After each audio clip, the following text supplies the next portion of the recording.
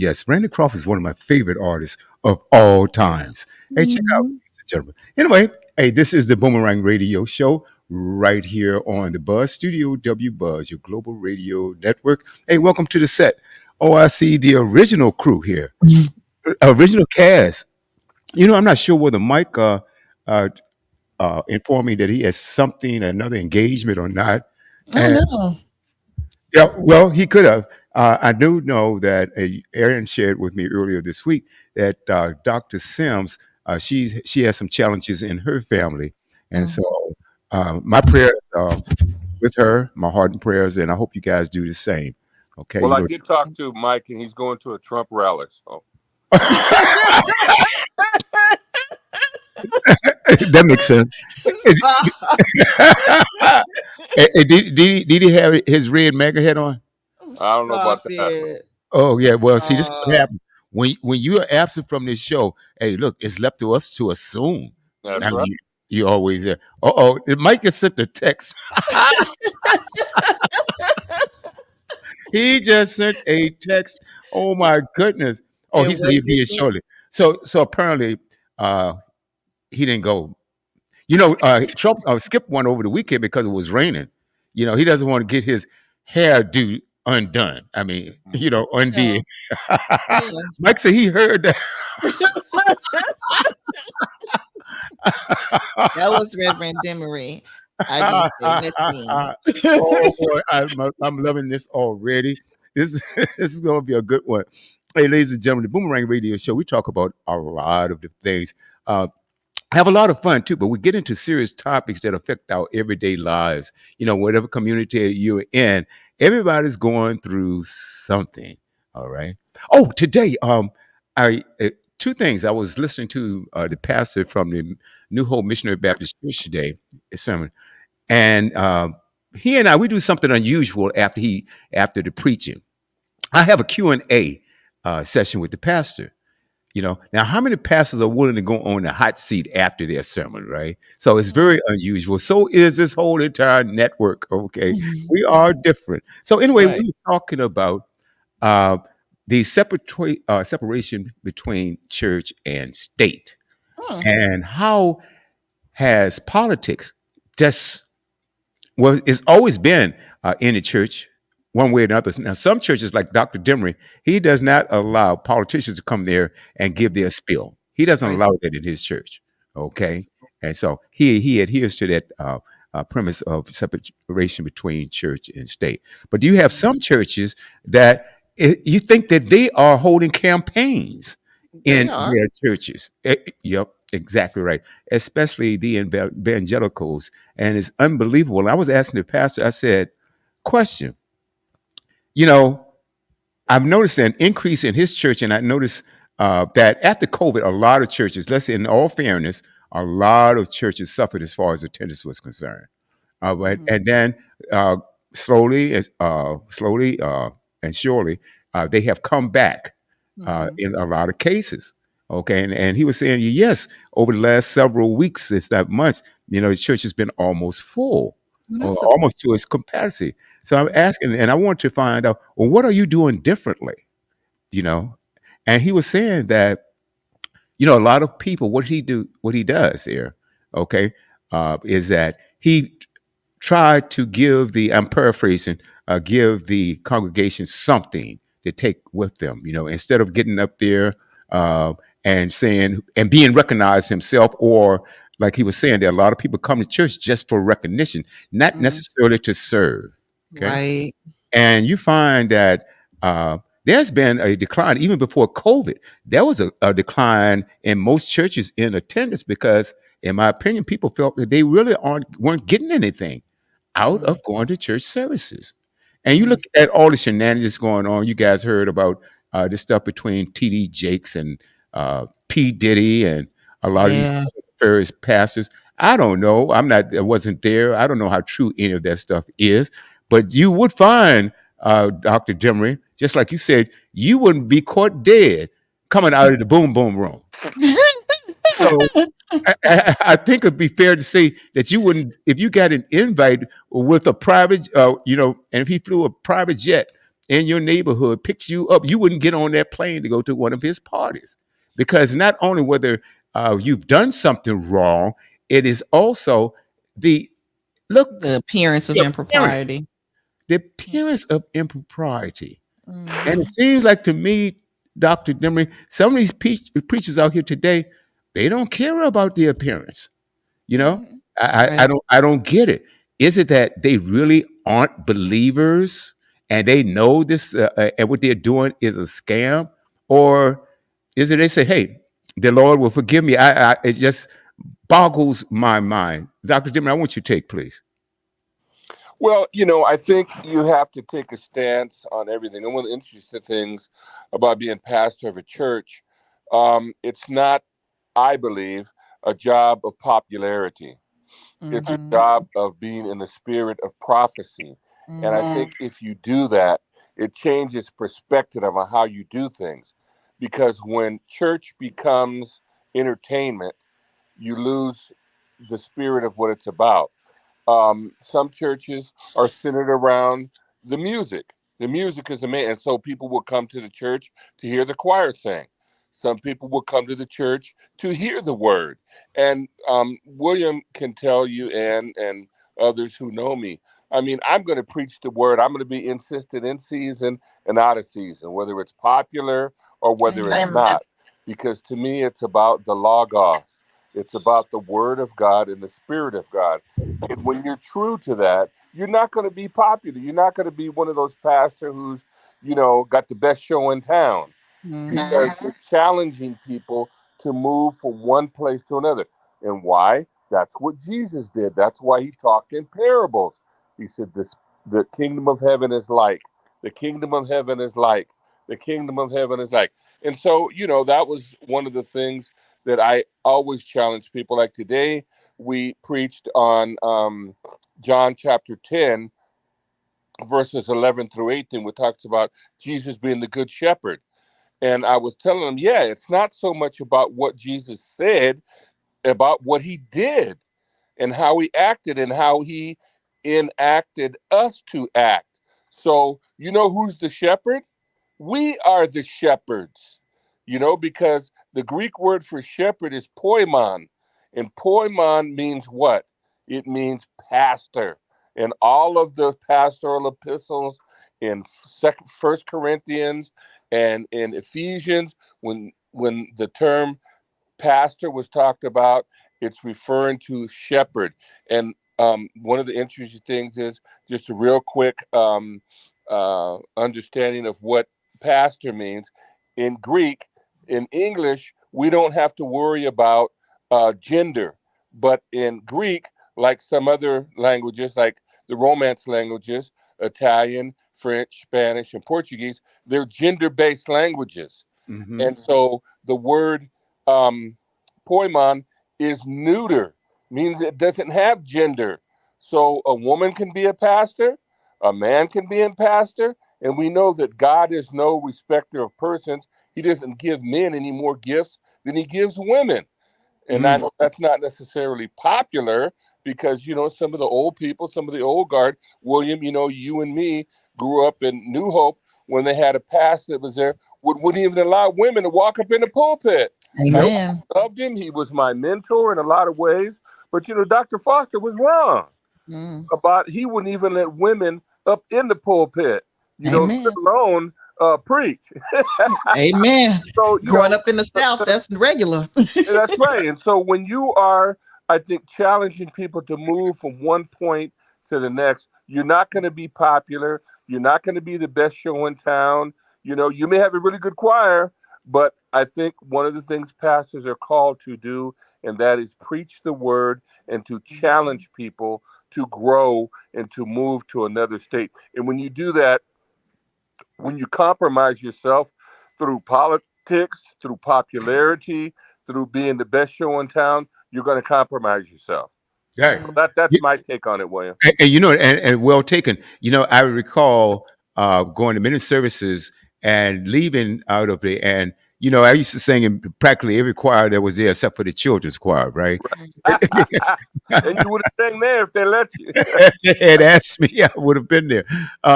But what I used to hear coming out of church, man, wasn't that choir good? Right. Sometimes you would hear, hey, the preacher preached, didn't he? But more often, and it was like, boy, the choir was really on it today. And so what Mm-hmm. Dr. Demery is saying now, I love singing in the choir. Mhm. Okay, and I love that toe tapping, foot stomping music. I love doing it, and Mm-hmm. I love, and I think it should be a balance there. Or and you know, it would have been better to me if it says, "Boy, the preacher preach and the choir sing." But Right. so often, and it was about the choir. Right. Right. And I used to love to hear William sing. William used to sing this one song called what was that song William used to sing where I used to tell him, and throw your head back, close your eyes, and just holler, you know.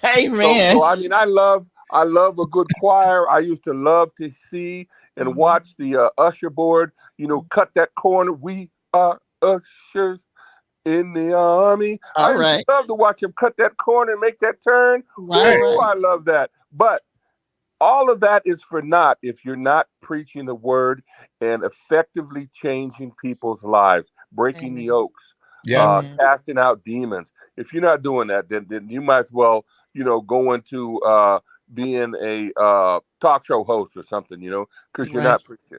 Oh, Right. absolutely. And you may not be a good talk show host too if you're not feeling the audience. I'm serious about that. You've got to know your audience, right? And so, Right. and another thing, and I want you to touch on this too. I think that our churches, they can complain, oh, you guys aren't coming to church. Wait a minute, hold it. You're complaining that we're not coming. What reasons are you giving me to come? What Mm-hmm. Right. reasons are you really giving me to come to your church? I don't Mm-hmm. understand that because a lot of and people aren't stupid. They see what some of these, especially now, uh, these and evangelicals, uh, and Evangelicals. I don't know why. I know how to pronounce that word, but it's just for I don't know. Maybe I just don't like the word. My throat doesn't like the word, I guess. Uh, Mm, but they have excused some ill doings, mhm, people that are doing nefarious things, and we can go all the way up to the top. You know what I'm talking about. But mhm, how can you say that you love the Lord, okay, and you are excusing? I mean, out and right out sin. Now, I know there are a lot of different sins, and I want to touch on this too because I think that they are degrees, and I think that if God is going to hand down some punishment, I think He's going to hand it down just like you would in a courtroom. You're mm, not going to give a woman who stole some formula for her baby the same sentence that you give a murderer or a rapist. And to me, mm. I don't know. God is just I and understand people merciful. say, "Well, sin is sin." My baby was hungry. Okay, I lost my job, and or whatever circumstance, I'm not going out buying, stealing alcohol or stealing money to buy drugs. Mm, Okay, it's a matter of life and death here, and I mm, think that given a chance, knowing the way mothers love their children, if they had no other choice, they might steal that formula. mm, Okay, but that is a different thing, and I see where these people on a hierarchy of the church. See that bothers me too. mm, Okay, because you are a trustee or a deacon, you walk around like the church belongs to you, mm. and like you're more important than that person that's sitting on the back row. Man, get out of here with that stuff. You're supposed to be there to serve. Okay, Right. so but the decline in uh, uh, attendance, the decline in people, in believers, or people Mm, walking away. How much and would you attribute to that? These people see these so-called church leaders are just out and out phonies. well, I think here lately a lot is of that is why people aren't going to church. I read an article a couple of weeks ago talking about church attendance and how it's still down. This isn't that particular article, but this one's from June 26th, 2023, and it's from the Gallup website. And Gallup is one of those very popular polling institutions, And it says U.S. church attendance still lower than pre-pandemic by Jeffrey M. Jones. Um, Washington, D.C. U.S. church attendance has shown a small but noticeable decline compared with what it was before the COVID-19 pandemic. In the 4 years before the pandemic, 2016 through 2019, an average of 34% of U.S. adults said they had attended church, synagogue, mosque, or temple in the past 7 days. From Hmm. 2020 to the present, the average has been 30%, including a 31% reading in a May 1st through 24th survey. The recent church attendance levels are about 10 percentage points lower than what Gallup measured in 2012 and most prior years. Hmm. The coronavirus pandemic caused millions of Americans to avoid public gatherings, and many houses of worship were closed to help limit the spread of COVID 19. Still, Americans were able to worship remotely through services broadcast over their internet, television, or radio. Most of those who reported attending religious services in 2020 said they did so virtually. Even accounting for remote attendance, however, church attendance figures were lower than in prior years. It's not clear if the pandemic is the cause of the reduced attendance or if the decline is a continuation of trends that were already in motion. However, the temporary closure of churches and ongoing COVID-19 avoidance activities did get many Americans out of the habit of attending religious services weekly. Attendance rates since 2020 are lower among nearly every major subgroup. The main exceptions are groups that had low levels of church attendance before the pandemic, including adults with no religious affiliation and political liberals. Church attendance is down 4 points among Protestants from 44% to 40%, and 7 points among Catholics from 37% to 30%, the two largest faith groups in the US. Sample sizes for those in other religious groups are too small to provide reliable estimates for the period covered in this analysis. Republicans, Democrats, and independents show similar declines in church attendance since the pandemic began, between 3 and 5 percentage points, though Republicans, 40%, remain much more likely than Democrats, 25%, or independents, 25%, to attend religious services. Notably, though, the Republicans went down from 45% attendance to 40%. Independents went down from 30% to 25%. And Democrats only went down from 28% to 25%. The first time Gallup asked about church attendance after the pandemic began in April 2020, 31% of US adults said they had attended religious services in the past 7 days, with 27% doing so virtually and 4% in person. For much of 2020, far more attended virtually than in person, with overall attendance rates ranging from 25% to 31%. In May 2021, after COVID-19 vaccines were widely available, overall church attendance was steady at 30%, with about twice as many attending in person as remotely. Since then, the percentage attending in person has continued to grow to 26% in the May 2023 survey. Now, just 5% say they attend virtually. Those numbers are essentially the reverse of what Gallup measured in the early months of the pandemic. So, for me, in my opinion, I think the pandemic may have accelerated what was already happening. They mentioned, that there were other factors, other things trending, making people stay away from church. And I've said before on the show that I've read several articles in the past talking about people equating Christianity with politics and with terrorism, and with a lot of other negative things that have absolutely nothing to do with Christianity. But let's just put it that way. Um, I believe, that the separation of church and state, if you were to read the Bible closely, you see it first instituted by God, even though He doesn't explicitly say that. You look at the Old Testament where the children of Israel were released from bondage in Egypt, and God basically set up a church state for the Israelites to be led by him everything about their lives were, were intertwined with going to the temple and being a part of the religion. And if you were no longer a part of the religion, you had a really hard time back then. And so then when Jesus came, they tried, the apostles tried to reinstitute that same type of system, with everybody bringing everything they had to the church, and they were all living together communally and all that. But the Lord didn't let that stand. Um, and he sent them all over the world to spread the gospel.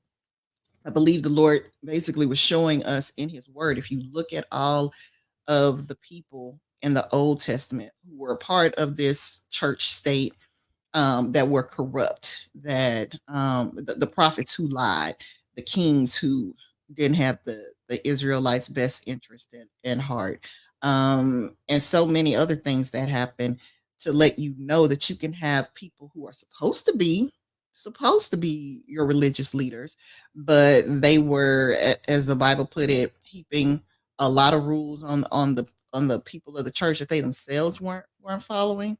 They were basically being hypocrites. And they were putting burdens on the people that God himself didn't necessarily impose upon them. So you have a stark picture in the Bible of what it looks like when you have religious leaders who are also your politicians. Hmm. And so God himself didn't let that stand after Jesus came along. And so the Bible, in my opinion, shows us clearly a separation of the church from the state so that you can have a person who should be led by the Holy Spirit, who should be teaching you by the revelation given to him or her from the Holy Spirit, and not be corrupted by the so-called power that comes along with being a political figure. But that's my personal opinion. I think that has had a lot to do with the erosion of church attendance because we obviously have corrupt religious leaders, who are acting on behalf of rogue politicians who are basically, as a lot of people think of them, extremists, terrorists, people who want to overthrow our government. Absolutely. I tell you, let's see if I can find this one. I want to share something with the audience. I thought it was quite humorous, but it's only about 9 seconds, and I Mhm. want you guys to check this out. Oh, hold on 1 second. Let's do this. Let's back it up. Here we go.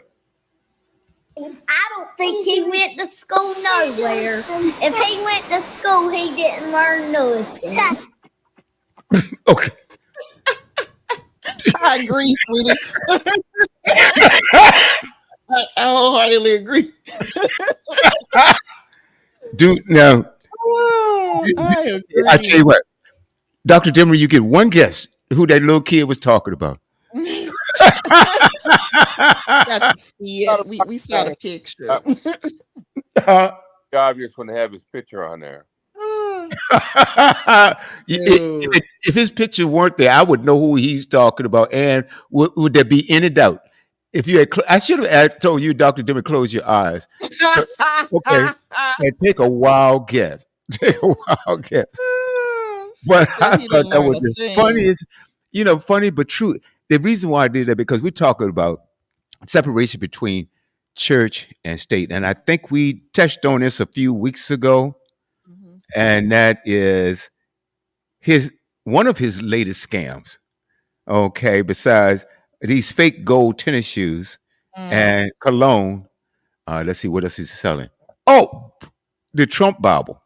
Stop. Don't do it. Don't do I, it. I got to go there, Do it. and because somebody, and I hope none of my brothers and sisters, no matter what color you are, whatever race, ethnicity, or whatever it is, please don't fall for this. Mm, Dr. Demmer was saying now he's selling it for a low price of $59.95. mm, Okay. mm, Now they do that. That's a little trick. In the retail business, they will cut it off, cut the price off by 5 cents so you think you're getting a deal, right? So 59.95 doesn't sound as bad as $60, right? But Mm-hmm. 60, it's still $60. I don't care what you say. All right. But the point that I'm getting at, the goal, and it cringes. I cringe every time I hear one of these politicians get up there and talk about we're Christians. This is a Christian nation. We're Christian nationalists. Then they turn around with the same breath and they want to harm, murder, cheat, steal, and lie to people. That goes back to my original question. Do these people have any fear of the Lord? Do they have any Mm-mm. fear of the Lord? Do they not really believe at all? Mm-mm. Or do they think that they can be like some sectors or some religions that you can go into a confession booth even after you done did the worst deed and okay, priest, I confess to this, and you walk out and think you're okay. I think that was the dumbest thing. You know, man is so stupid. Man is so stupid. How can you send a rocket to the moon, build and have all this technology? You talking about AI? We're talking about some heavy duty stuff. Mm-mm. Yet you don't have common sense. Okay, who in the right mind think that you could perform or just have performed the most horrendous thing that you could ever do to another human being and walk into a booth and this priest is going to uh, forgive you and everything is okay? That makes Mm-mm. absolutely no sense to me. Mm-mm. No sense. Try it in the courtroom. See what the judge is going to do. All right. See what the judge is going to do. The judge, you know, yes, I did it. Uh, I did all these things that I'm accused of. Yep, that was me. Oh, that's me on camera. All right. Oh, yep, that's my words. Oh yeah, I forged that. So, all right. So you're gonna forgive me, right? And let me walk out this courtroom. Do you think the judge is going to fall for that? That will never happen. But Oh. that's the difference between church and state. On the one hand, you have grace and mercy that you can get from God. Um, and who knows? He may in a lot of cases, in some cases, at least, not allow you to suffer the consequences after you've been forgiven. Mm, However, there are instances like with King David, where yeah, he asked for forgiveness, but he still suffered the consequences of mhm, losing his kingdom, of his family turning in on itself, son raping his own sister and that type of thing, having to pick up and leave because they're after him, trying to kill him. It's it's one of those things that you want to have different. In my opinion, you want those two things to mhm, be different in your life, and maybe that comes from growing up in a system where there was the separation of church and state. But I see the value in it. On the one hand, do I want my politicians to be believers in Jesus? Do I want my um, lawyers and judges and anybody in authority to be Christians? Of course I do. At the same time, there's a difference in being a believer and being, say, for instance, the pastor over a church who is responsible for the spiritual growth, the discipleship of people.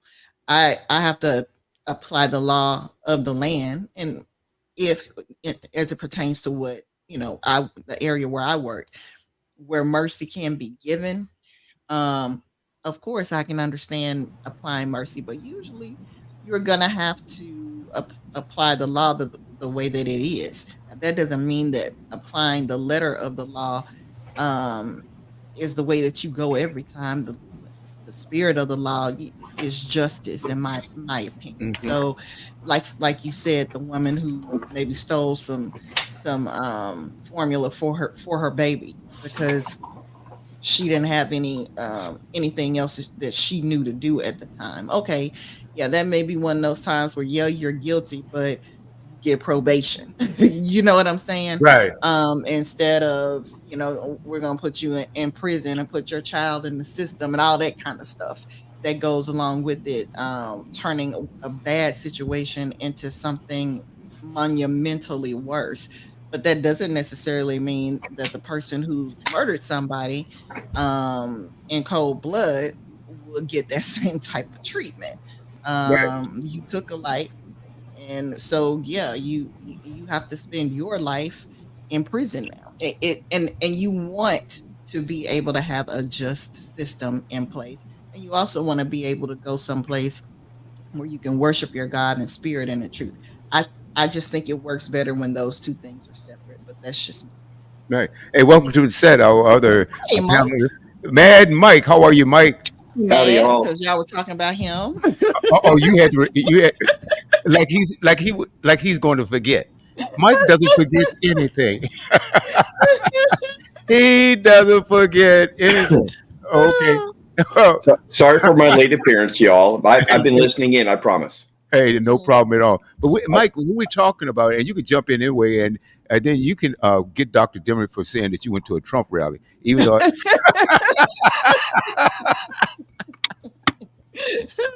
Well, see, but if you guys didn't know, like he canceled his rally over the weekend in North Carolina. He didn't want to get his hairdo wet. Okay, it was Well, raining there, so and you had people that showed up what, anyway.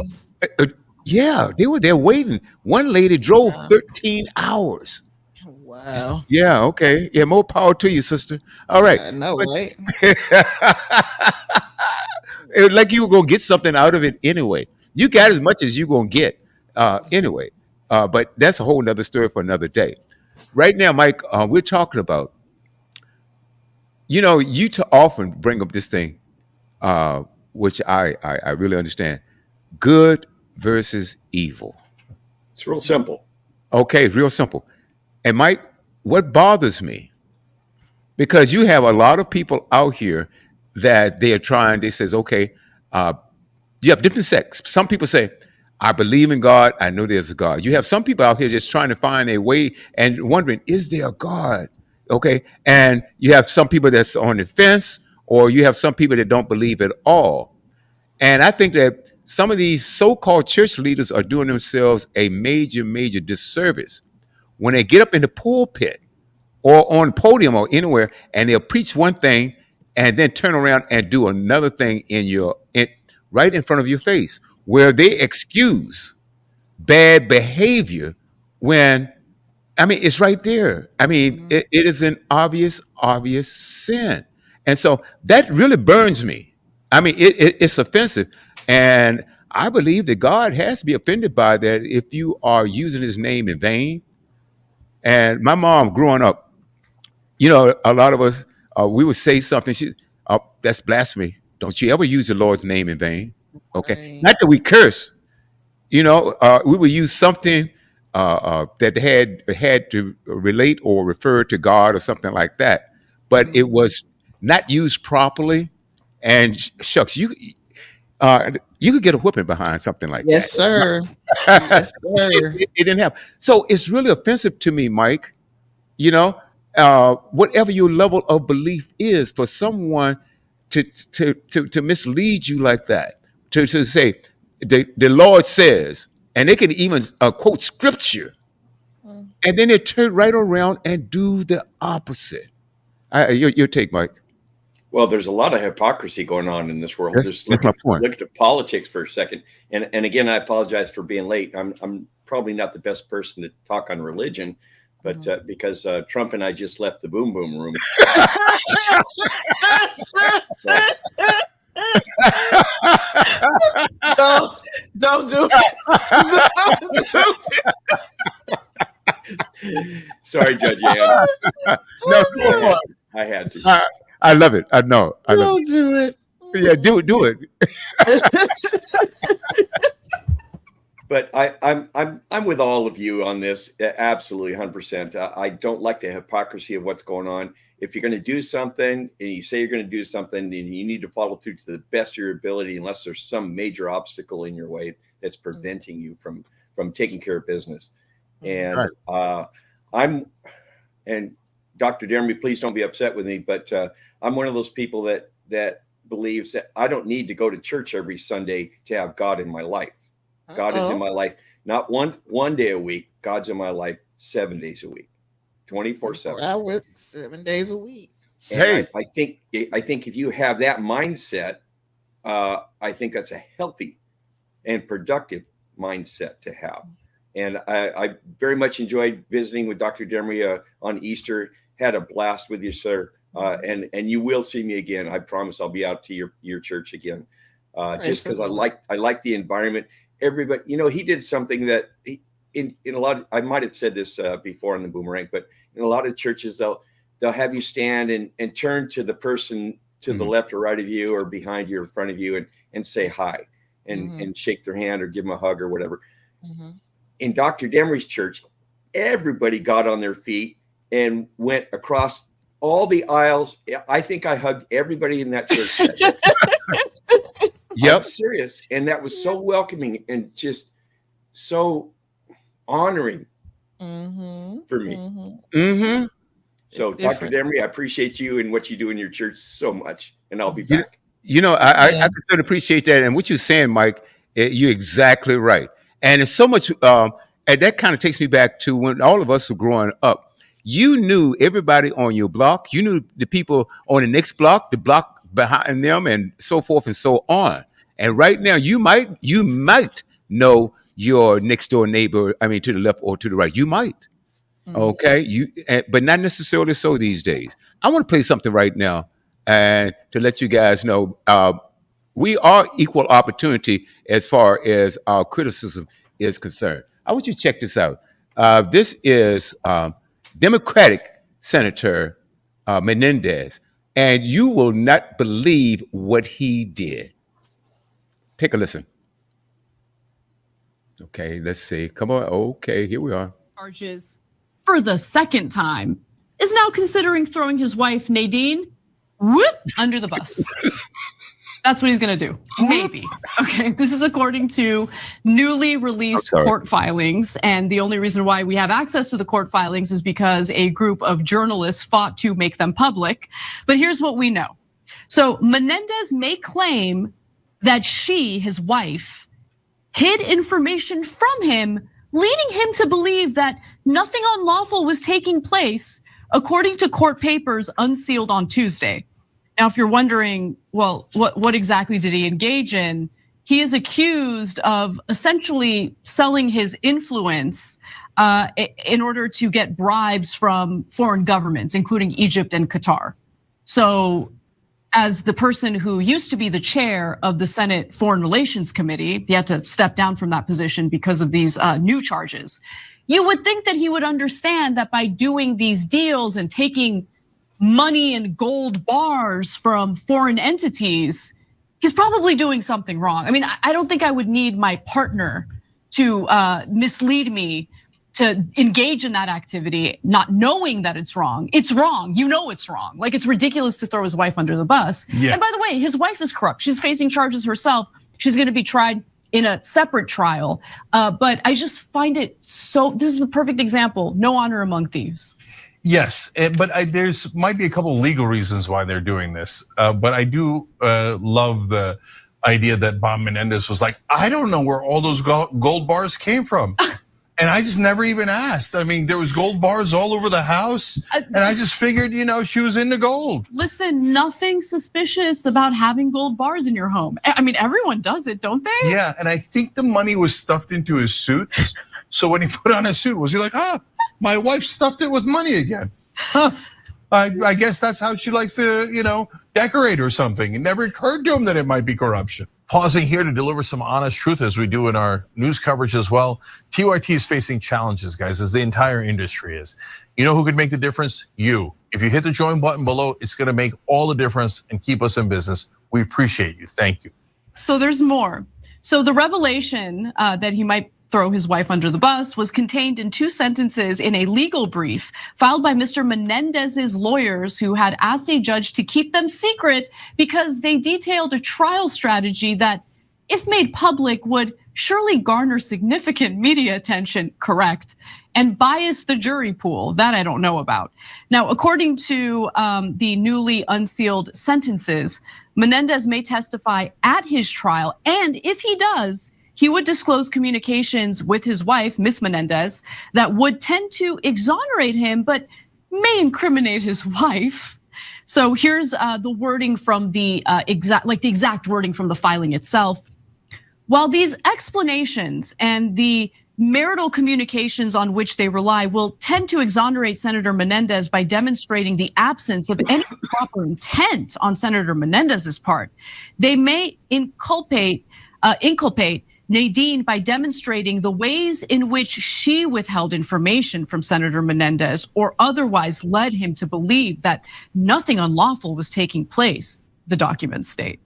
That manipulative, tricky, sketchy wife, that poor Bob Menendez, he didn't do anything wrong. He was just led astray by that naughty, naughty wife. Yeah. Come on. First of all, it seems really classy. Right. Right. And if you're gonna stay in politics too, that's the best way to go. Hey guys, look, it wasn't me, it was my goddamn wife. Hashtag family values.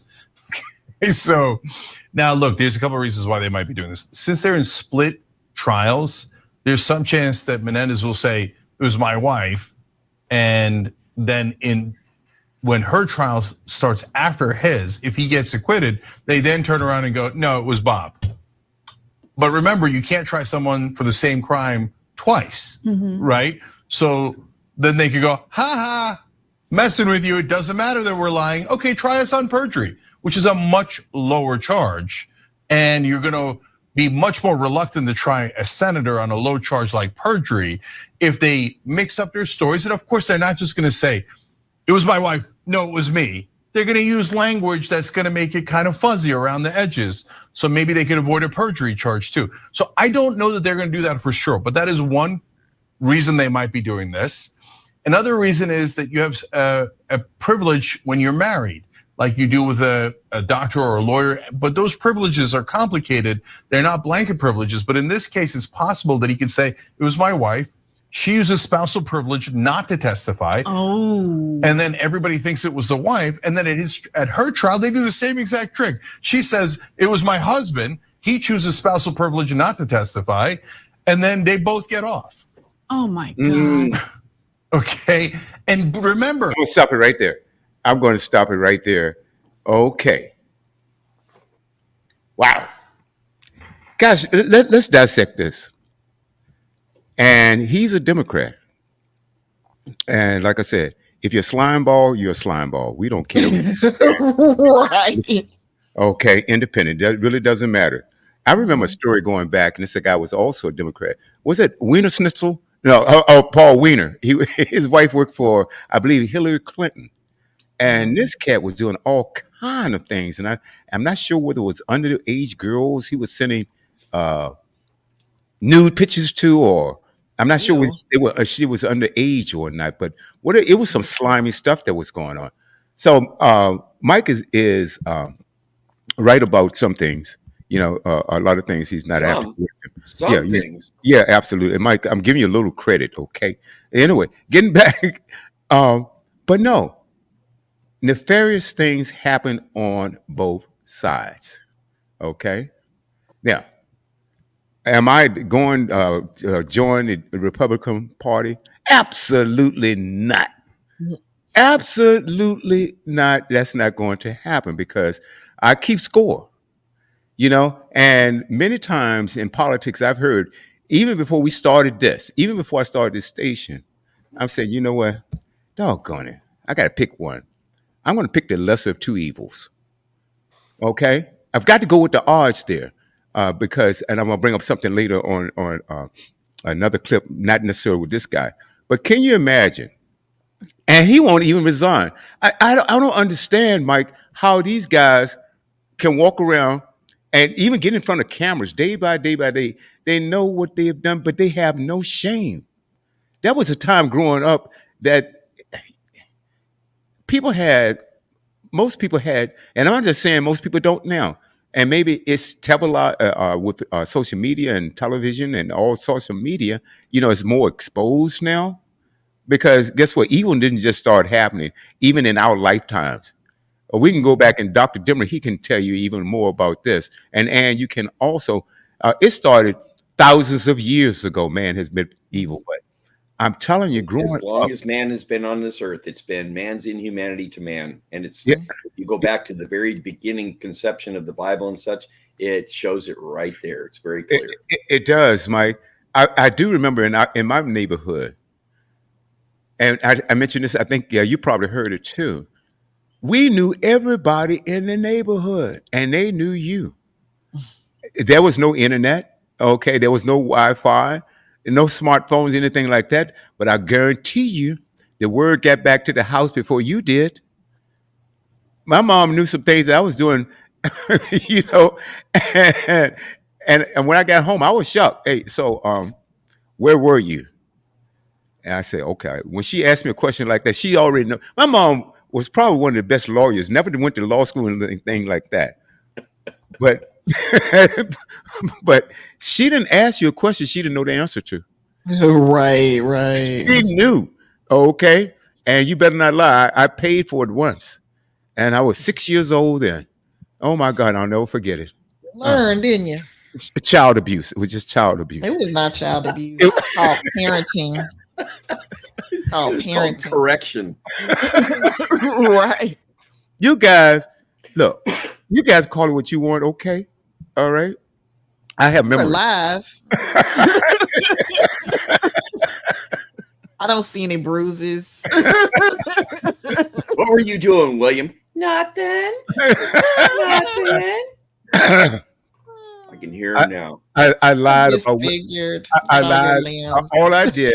All I did, she asked me where did I get some candy? Where did I get the candy from? And instead of telling her I spent my lunch money, I told her I found the money. Oh yeah, that's the old finding excuse. Yeah, It was just that's one laying of there the- on the street, And, right? and you know Money, that Mahmoud. you know what What am I supposed to do? Free money. that wasn't supposed to warrant the type of abuse that I suffered that day. Really. Yeah. It seems to You know, me I'm it not. turned out, You know, let me move along turned out because okay.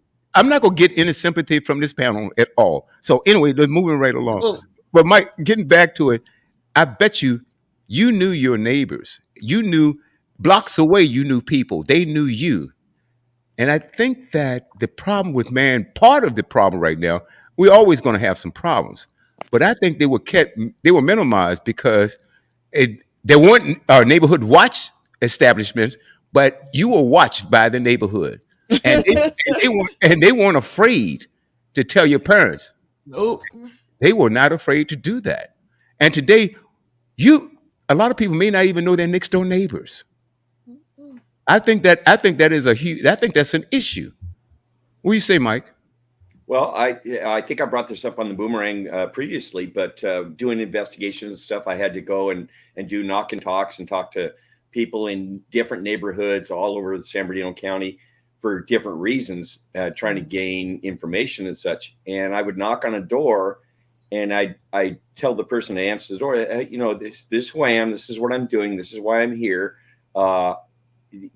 Your neighbor to the left here, do you know them?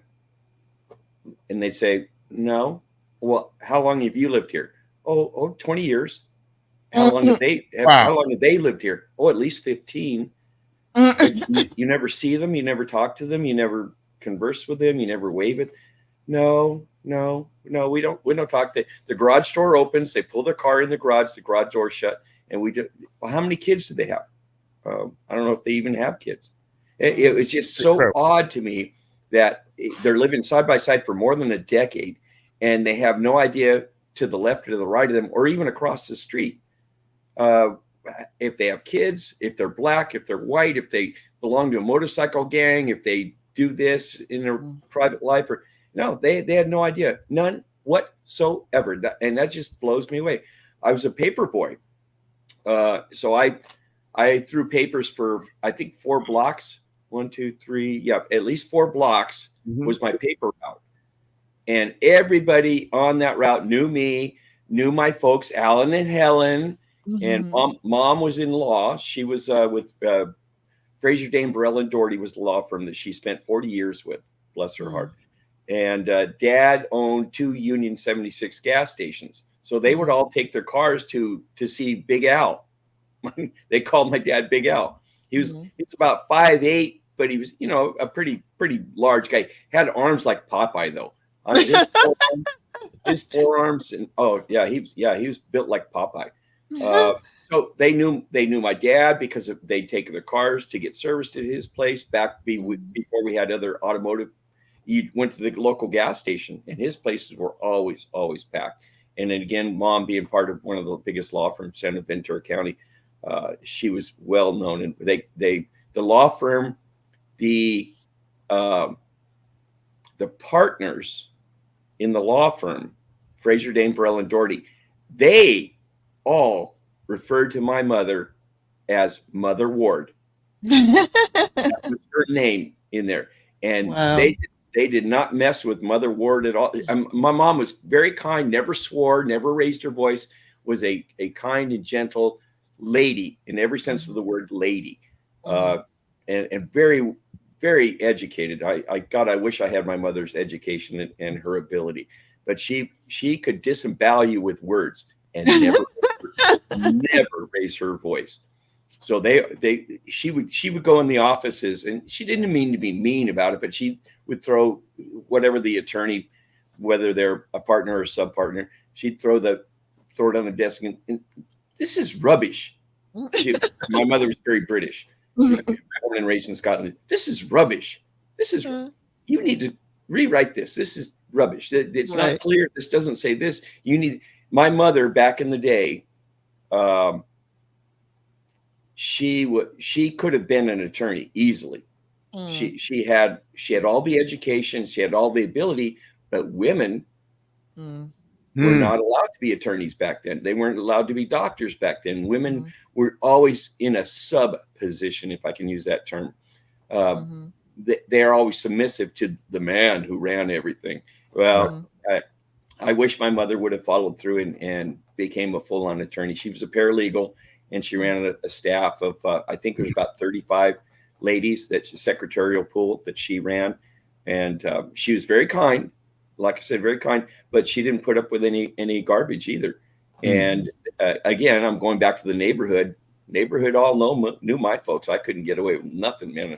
That reminds me a lot. I had to grow up and move out before I could get away. That reminds me a lot of my mom and also Dr. Demery's mom. Now, my mom, she wasn't quite as soft-spoken as your mom.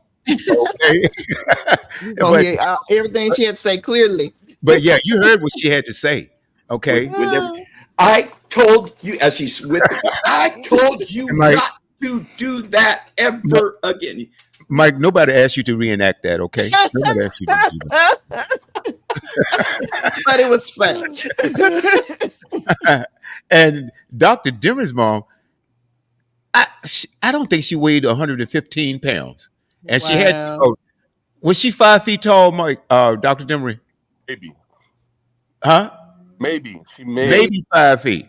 Wow. And Dr. Demery had to step in between her and this smart mouth trustee that decided that she wanted to challenge Dr. Demery's mom. And Dr. Demery had to, I don't know, he had to physically take his mom out of the church, but he got her out of the church. And then she told Dr. Demery, "Oh, I forgot something. I need to go." Yeah, I know she forgot. She wanted to turn into that woman. And I know the person that she was after too. And I would have been rooting Dr. Demery's mom on. Get her. Okay, because this person, she, one of those trustees in the church that would literally drive people away from the church. Wow. That's sad. I remember doing a program one Saturday. I used to like putting on some programs, and I put on financial literacy programs. I put on different programs. And one time I had a program with about 26 professionals, and Dr. Demery was one of them that came there as well and spoke. And this girl, the same trustee we were speaking of, came up to me afterwards. And one of the people that I had invited, professional I had invited, after this person left, she came up and introduced herself. After she left, this person said, "That woman is evil." Ooh. Wow. After only meeting her for about 2 or 3 minutes, she said, "That woman is Wow. evil." I don't know Wow. how what she picked up on. This person didn't come up with an attitude, so to speak, but I don't know. Maybe it's in her body language, or you can tell. Mm. It's something about people when you meet them. You get a certain feeling. There is something called body language, and people put off vibes. Okay, it could be in their appearance, in their voice, or whatever it is, their presence. But yes, you're exactly right. So you have people that will drive people away. And when we started, and Mike started talking about good and evil, that's exactly right. You've got good and evil out here. We were talking about church attendance being up in certain churches, even after COVID, and certain people have never returned to church just because they cannot believe in what these charlatans are saying. I'm gonna switch to something else real quick because this is something that offended me that I read, and this happened about a week or so ago. You guys may remember. Let's see if this is it. William, before you play it, can I say one thing? Please do. In terms of what it's like to have neighbors, my mother's parents were farmers. They had a farm in the country. And when I say that there's a difference between how we behave with our neighbors now and the way that they will behave with their neighbors then, it's completely Mhm. changed. Uh, They were so close with their neighbors that to this day, a lot of their neighbors were like family to us. And we're not talking about people who had, a house a few feet away from your own. My grandparents lived on an old country road. And you're talking about going miles down the road to get to Miss Geneva's house. And she's one of the people who there's like there wasn't any blood between us, but she was like my great aunt and her husband, Mm. my great uncle. When my grandmother died, we had to have her funeral in the community center because you couldn't get all those people in a church. Wow. It was just that many people who knew and loved her. Um, because of the way that the neighbors were. Now, some of them were so close that family members married other members from the community, and so we would grow up here, and we're in the family with them, and we're in the family with that. That just meant you were married to somebody who we were related to by blood, and so it was a community that ended up feeling more like extended family than just people who are your neighbors. Um, I remember one woman coming to my grandmother's funeral and saying, I never saw that woman without a smile on her face. And Mm. and you just did. And that was the type of spirit that she and my great grandmother had.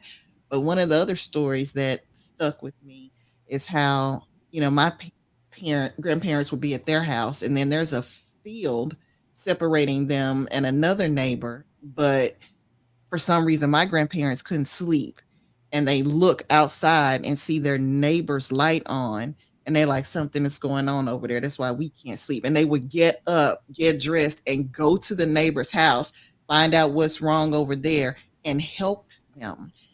People don't do that anymore. I mean, and just to give you an idea of how different it is, when we were kids, if an ambulance or the police pulled up at somebody's house, fire truck, the whole neighborhood came outside. Mm. Everybody was looking, and everybody was like, "Oh, what's wrong? It's Miss So and So," and blah blah blah blah blah. Now people will look out their windows, but they're not getting involved. I don't want to get involved. Exactly. It's different. People are afraid of each other. Mm. You have people who are neighbors that will fight to the death, over property lines, over somebody's kid. I mean, even recently, people getting shot, the parents and the kids by neighbors. That was in the news not too terribly long ago. People are crazy. And you just don't have that same level of community and respect, and just basically decency and love for your fellow man the way that you used to in a lot of places. I thank the Lord that, we've in our new neighborhood, we've met our neighbors on either side of us, and we've seen other people, wave and smile. I don't know all their names, but I have met several people in the neighborhood and talked to them. But it's nothing like what it was when I was growing up, and certainly nothing like it was when my grandparents and my parents were You're exactly right about that. And now, where I live now, I live in it's a row of townhomes here, coming and I know I have two neighbors on my right. I up. know them by name, and there's a neighbor on the left. I know him as well, and I Hmm. made it a point of speaking to Hmm. them when they pass by my townhome. I'm on the balcony, Hmm. and I see them. I say hi. Most of the people, I would say 85% of the time, they return the gesture. Right. Now, there have been times, about 10, 15, maybe, if that high. Okay, I'm gonna give it the benefit of the doubt. 10, I would say 10. They'll look at you and throw their head up and keep walking. Mm, And I said, okay, and that's fine. That mm, is real fun. And so, but then I will see them speak to my next door neighbor. mhm, Okay. They won't speak mhm, to me, but they will speak to my next door neighbor. Okay. mhm, My next door neighbor just happened to be white. I just happen to be black, but it's okay. All right. I'm just saying. And it shouldn't matter. It shouldn't matter because I've had black people that have done me wrong. I've had mhm, white people that have done me wrong. People have mhm. to understand that the world is filled of good people and it's certainly filled of bad people. And I'll always believe this, Mike and Ann and Dr. Jimmy, that there are more good people out here than bad. I really Mm, truly believe that. mm. I truly believe that. The problem is that bad ones get the news. They do. You ever notice that? Yeah. It's How many sales. times it sales bad? We've all known this all of our lives that bad news sells. Mhm. People, If People it love it. bleeds, if it bleeds, it leads. if you have on the front page of you have two newspapers. On the front page of one, you got this Boy Scout that's helping the grandmother across the street. Mhm. Next one, to you, you have mass murders. The people gonna buy the newspaper with the mass murders. It's not just newspapers. I mean, I, it's gossip. Just think Wow. about it. What stays? When you before you had televisions, before you had radios, um, what did small communities let circulate over and over and over again? All the bad stuff that happened. People couldn't lift their heads up, couldn't do things in public because everybody's pointing and looking. It's the way of the world. Whether it's gossip, whether it's somebody was fornicating, had a baby out of wedlock, whatever the case was. That's the thing that stuck with people. That's the thing that they Drama, want to talk about over tea. drama. Right. Mm, It's just human nature, mm, to not only be attracted to what bad thing this person did or didn't do, but to circulate it. And we don't think about, if that were you, would you want wow. somebody to keep talking about it over and over and over again? Or would you want to be forgiven? Would you want, the grace, to be given another chance? Hmm. But we like that type of stuff. Hmm. It's just been the way of the world, for time immemorial. Yeah, but my thing is, what drives the human psyche, the psychology to want that? Because you have, I'm gonna give you another example. You got a phone call from one of your friends, and they're gonna tell you, "Hey, some." I have a lot of friends, especially with my fraternity, that they go out and my sisters. Mhm, Sister fraternity, sorority rather, and they would talk about the good things that they're doing in the communities. Like they'll go mhm, out and they'll go to food banks, homeless shelters. They mhm, will. clean up. My brother, with his chapter of the frat, he would go to a certain city, and at Petersburg, I'm gonna say Petersburg because he went to Virginia State College, and they would do street cleaning. Hmm. They will every Right. month. Every month they'll go out and they will go on street cleaning duty. And now, Wow. my same brother in his chapter, they'll go out and they will go to food banks, Hmm. uh, and things of that nature, homeless shelters, clothing shelters. I mean, clothing banks and things of that nature. Hmm. Okay, and so, say for instance, let's say you have, and you're excited about something you've done as far as feeling good, and you want to get other people involved. Hmm. All right, and you call up certain friends. Now, not everyone is like this. But you call up certain friends. They would rather hear about the latest gossip Hmm. versus something that someone has done something to benefit humanity. Right. I want to go to Dr. Demery first, and then Dr. Demery, and then I want to go to you too, Mike, because in both of your experiences, you had to deal with people, not only with people, but you had to wonder and study maybe the psychology of what motivated these people to do whatever they've done. Both of you were in law enforcement, and Mike, I know as an investigator, you had to ask questions. So you have a lot of experience about dealing with human psychology. Hmm. Okay, Dr. Demery, in your experiences, you have to deal with the human psyche, psychology. What drives people more to want to hear the bad instead of the good? They want to hear the ugly versus someone who's doing something that is beneficial. What drives the human mind to want to listen to the negative part of what's going on versus the good that people are doing? Dr. Dimmer, I'd love to hear from you. Well, I would comment, and this is going back about And then Mike. minutes ago when we were talking about and you saying that you were frustrated the way that people act sometimes. And there was a report that I was reading. I'm not going to read it, but this report was saying that the majority, probably somewhere upwards around 60% of the United States, reads at a sixth grade level. Wow. Now that's Right. tough. Now, if you're dealing with people that are reading on a sixth grade level, I Wow. mean, Jay and what's your other son's name, man? So Alex. you and Alex have a higher intellectual capability and capacity. Right. Right. I mean, that's That is true. right there. So Right. if people are reading at sixth grade or below level and comprehension level, they're as dumb as a box of rocks. And so how how feel to people that are at that intellectual level?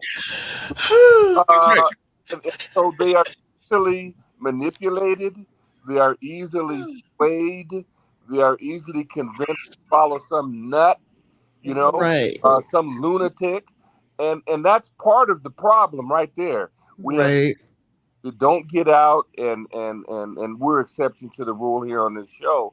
But you have people that don't get out, and Ann's probably had them come past her, and she's seen him in the courtroom, just as dumb as a you know. And part of that is, how do you appeal to those kinds of people? Sometimes Right. you have to get down on their level.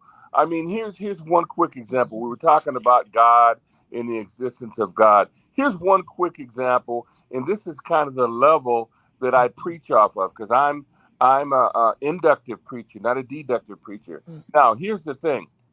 I heard my mom telling a story once that there was this. I happened to be sitting in on a Bible study that she was doing at New Hope, and there was this one lady in there that she was a real protagonist.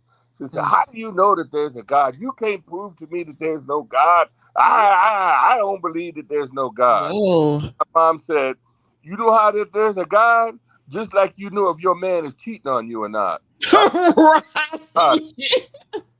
So, a lot of that is intuitive, and we Mm-hmm. have to reach people on the level that they're at. So you have to be very cognizant of the audience that you're speaking to. When Mm-hmm. Mike was interviewing a lot of people doing his investigation, he had to be aware of, I hope that he was, Mm-hmm. aware of the intellectual capacity of the people that he was dealing with. Mm-hmm. And, that had a lot to do with, I'm sure, some of his investigation. And that has a lot to do with, where and when and who I'm preaching to. Uh, Mm. and this may sound racist, but I don't mean it to be. I cannot preach to black folks the same way that I preach to white folks. Preach, preacher. I just Preach. can't. I just Preach. can't, you know?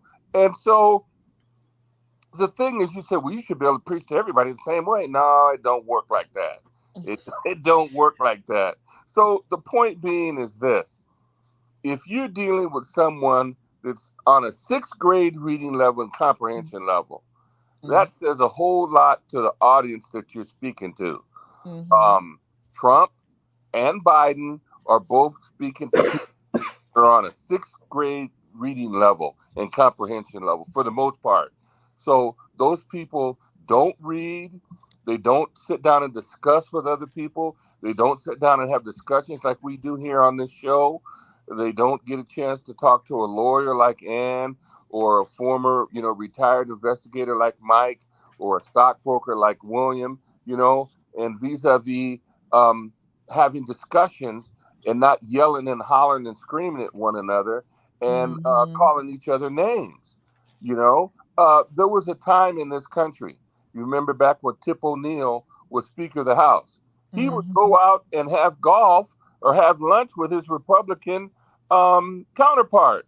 And they would sit down and discuss and have coffee. Nowadays, if you do that, you're considered a heretic. You Right. know, Right. um, and so we've gotten away from that whole thing of just sitting down and discussing them. Because when we sit down and discuss things, we'll realize that we have a lot more in common that we do have differences. There's always going to be some differences here and there, but Mm-hmm. we would find, I think, to a great extent, we have a lot more in common. And even me and Dumb Donald, if we sat down and talked, Mm. guys, that we That, have, that would not go well. well, it Don't might, ever do it. It could. but, Oh, it but could. I am willing to believe that we would have some things in common that we could Mm, discuss and mm, talk about. I don't mm. know. Maybe the little boy was right. He ain't learned nothing. He didn't know. I Yeah, don't. I can just see that conversation yeah. going That south after you got past the point of we're human, we have blood, we breathe Right. air, we yeah, drink and and we eat food. I That's can right. just see yeah, it going downhill But from but there. even that, I mean, I've given the man the benefit of the doubt that we would Right. have some things in common that we could talk about without calling each other names or pointing the finger at one another and mm, this and that. Mm, If we just mm, sat down and just discussed on a human level, mm. degree of intellectualism we could talk is a whole nother subject. I'm just talking about two Right. individuals sitting down and talking and discussing things and mhm, being able to iron out, hey, we've got some differences, but we mhm. have a whole lot in common too. And Yeah. Right. that's Right. Yeah. just part of the problem. There's more other pieces of Wow. discussion. Mike has some things I know he want to say. Ann has some Right. things to say, but that's just one piece, William, and Right. that's my take. Right. And Mike, I want him to jump right in. I have to say, Dr. Demery, uh, being able to have a discussion with him, yeah, that could be a stretch there, brother. That's all I want to say. That could be quite a stretch. You're right. But it also takes a couple of things. Let me back up 1 second. Mike, I promise I'm going to give it to you. Most people, even in sixth grade, knows, I mean, they can read what's on the paper. Mm, Okay. So, but reading to understand, reading to there comprehend you go. Comprehend. Yes. is a whole different thing.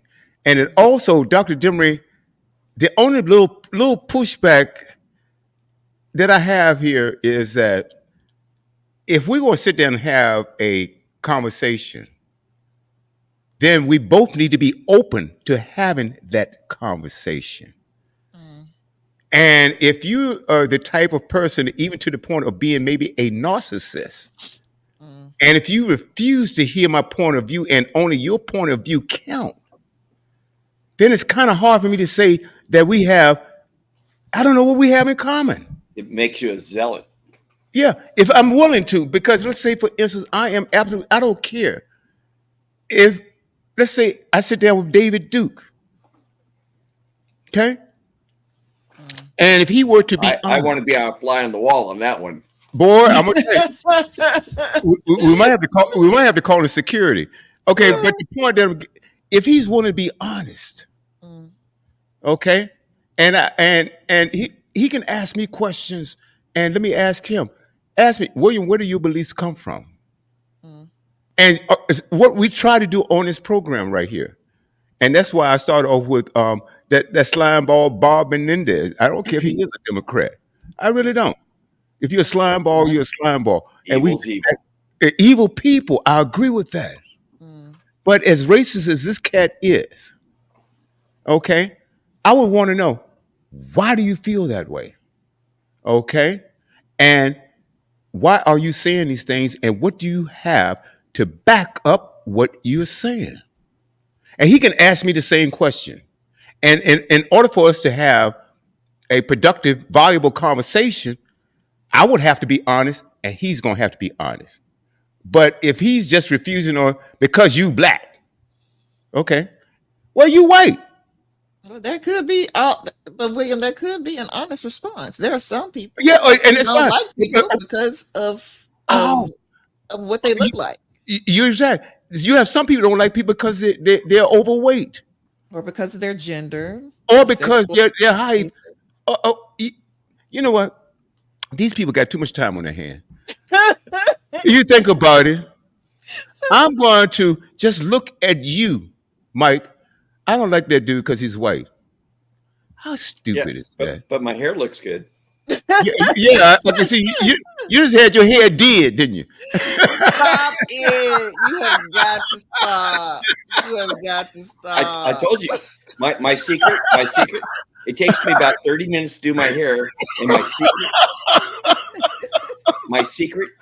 Don't tell What's the anybody else. My secret secret? is mousse. Oh my gosh! Mousse. I'm telling you. Stop! Yeah, I Stop! see the moves. I can see the moves. I can see that. Stop! Hey, Ann, Yes, this is a sample of what Mike and I do on Thursdays. I can It believe is that. absolutely hilarious. We refuse. We don't talk about the stuff we talk about on Boomerang because sometimes, I mean, what we do on this show, we have fun. We try to intermingle a little humor or whatever it is on the Boomerang. But on Thursday nights, it is Just just all fun, fun and laughter. and that's We don't want good. to. We don't want to talk about It's a politics. circus. It's a circus. Got And two Mike clowns is a like, ringmaster. I don't know about that. But it's a lot of fun. It's a lot of fun. And it's your turn, Mike. And Mike and I, it's a lot of stuff, especially politically, we don't agree with. But guess what? We're able to have a conversation about it. And when we walk away, neither one of us are angry about anything. and you're still friends. But Oh, that's the difference. You don't that have is the that. difference. So It's why eroded a can't, lot nowadays. I would say, hey, Mike, you want to run? I'll tell you what. We can. I don't care. I'll be president. You be VP, or I'll be VP. You be president. Hey, How about 2028? we could be co-presidents.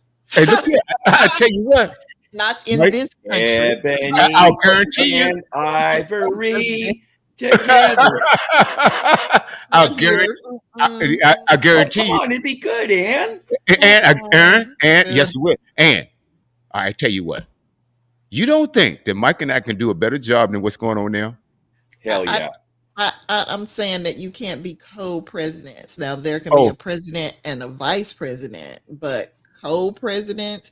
And do I think you will do a better job than President Biden? And neither one of you have any political experience? No. I love you. We I have love you human both. experience. and that's your opinion. All right, Mike, We you have you were human talking, Mike. I mean, you've No. got two people who are veteran politicians, as Uh-huh. president and And Yeah. vice that's part of the president. problem right Yeah, there. Is that and how is that Only working for us? because Trump didn't have any experience, and I think he turned things. We're still dealing with the chaos that he brought. So I think personally, me personally, I like for my politicians to have at least some type of Mhm. foundation Mhm. in what it takes Ooh, to run a country. ooh, this is good. This is And good. I don't think we had that with 45. I do believe we have those with a really good foundation currently in the White House. And while things aren't perfect, I think they're much better than they were Mhm. from 2017. Well, I tell you what. Let me tell you why I'm going to push back on that. Okay, you're right. Neither Mike or I, nor we probably didn't even want to get involved with politics because you think about politics, yuck. Okay, because we see the history. What's the difference between Mike and I getting up there? And I believe that because Mike and I both are unifiers. And then you've got these certain things people call advisors, and you got smart advisors. And I think we would be smart enough to pick the right people for the job. Says, okay, all right. And plus, we're fast learners on the job. You know, it's right and wrong, good or evil. Okay, all right. Oh nope, and I'm not going to do this. I'm not going to do that. Look, that's why you have advisors. Not just the president and the vice president. They have national security advisors. They have financial advisors. They have economics, finances. So it's the same thing there. Okay, and you have different advisors that are experts in their fields. So And I what we do, don't doubt that you two would make great aldermen. You two would make great quorum oh, board oh, representatives. oh, I'm just saying, I would prefer a okay, politician in the White House who okay. Are has you saying been. you say you wouldn't vote for us? I just told you that. I didn't. Oh, Did I say that? I said Mike, I don't think you I, would be able Mike, to I'm be the offended. president I am. and I'm vice highly president offended, of the Mike. United States. Don't get me wrong. Like I said, I don't think, I think everybody starts somewhere.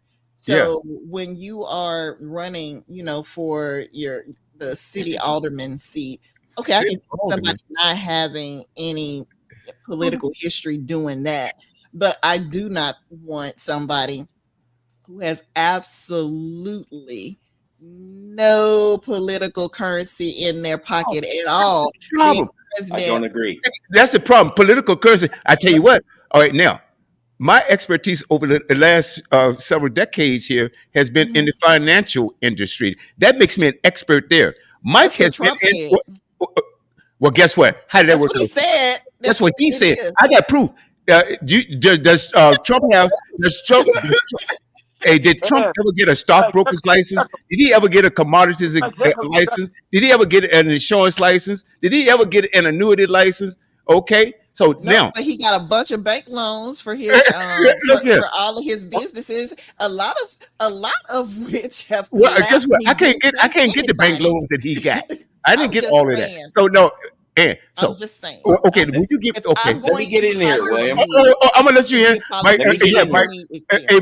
Mike, I need you to take care of Ann for me right now. Okay. After this, Take because it. and Oh, I Mike's am supposed an to handle expert. me. Hold on. Come on I now. am an expert in finance, and I'm gonna leave you. I'm gonna toss this over Brilliant. to I'm gonna talk this over to my partner, a future running partner here in the election here, Mike Ward, because see, Mike has expertise in the law field.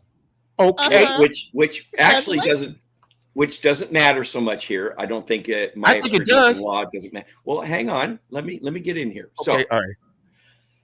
I Hey, then Dr. Dimmer, you got to jump in after this. I have to Oh, settle this is myself here funny. because I have so much to say, and I suffer from verbal diarrhea.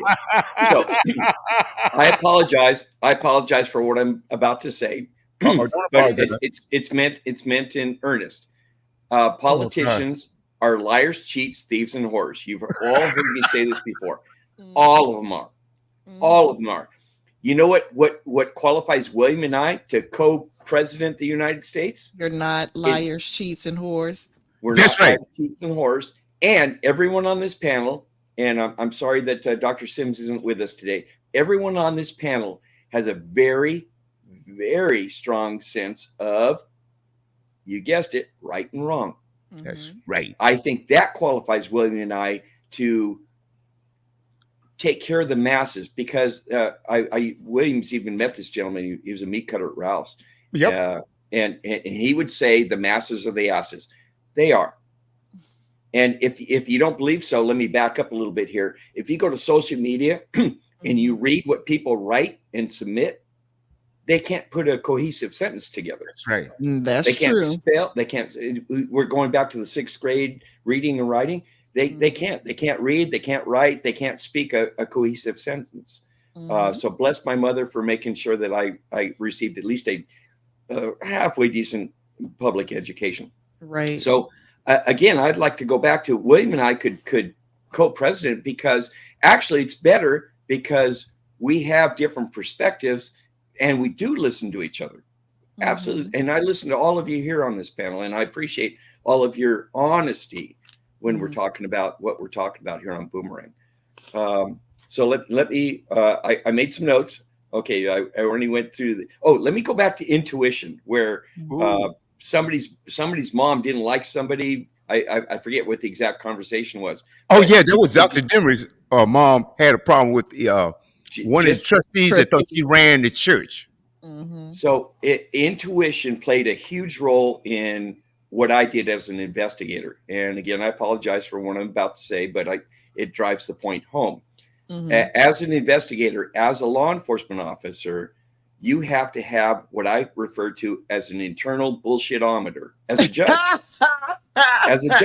Judge Ann, you have to have that intuition. So we talk about our 5 senses. I think there's more senses that we don't quite understand, but they do exist. I've spoke about my dog Guinness, my chocolate lab. He, in all his life, he was super friendly, just loved everybody. And 2 times when he was out visiting people and such, and he would go to establishments with me, and he just loved everybody. 2 times only in his entire life, somebody came up to pet him, and he pulled away, and he kind of snort, like he didn't want that person touching him. Both times, those were 2 people I didn't care for. And I don't think he was picking up on me. I think he was using his own intuition, and he knew those people were not so much on the up and up. So, yeah, he had his own bullshitometer as a pet, as an animal. And I want to tell another touching story. I read recently there was a man in South Africa who saved a bunch of elephants, and they called him the elephant whisperer. Yeah, I think I know that story. Oh, very good. So he spent his life saving elephants and caring for them and looking after them. When he died, this gentleman died, elephants from that preserve traveled 12 miles. And they mourned him too. Yep. How did they know he died, number one? Are we talking 5 senses or 6 or 7? How did they know that he died? And not only did they travel 12 miles to honor him, to mourn him, a year later, 1 year later to the day, they traveled 12 miles again. Yep. How did those animals have their internal knowledge of reality and to mourn somebody that saved them? Wow. Reverend Demery, I know you wanted to say a lot. It's your turn. While you're getting everything together, I will say I've heard that story before, and it is a beautiful story, but there's even more to that. I think what people like to refer to as additional senses is basically what we in Christianity call our spirit. That is a part of you that makes you, but it's light. And just like the light from the sun and the moon and the stars can be felt. the light from another person can be felt, whether it's that warm, loving light that the Lord has given us, or whether it's been darkened by sin, and it's tainted more with the darkness of your soul. But anyway, that's my opinion. Reverend Demery, your take. Well, I mean, I think, and this is not to take sides. I think it's just looking at the practical reality.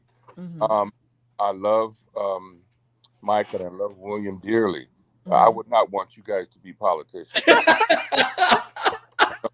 Dr. Demery. Dr. Demery. Amen. What Ann is correct. Some political experience. There has to be Mm, savvy. I would not want a surgeon that just got out of medical school to be doing surgery on me. I would right. somebody who's a seasoned surgeon. I wouldn't want a lawyer in the courtroom defending me who just got out, just passed the bar at law school. Right. I would Right. want somebody who has a little experience. Uh, Right. if someone is preaching to me, I would want a preacher that is seasoned, not just someone that just got out of seminary. So Mm-hmm. I just say that not to take sides, but to look at the practical reality of it. What Ann is saying makes sense if you sit down and think about it. Now, Okay. I think that we have to deeply consider, as I said, the issues before Mhm. about practical reality.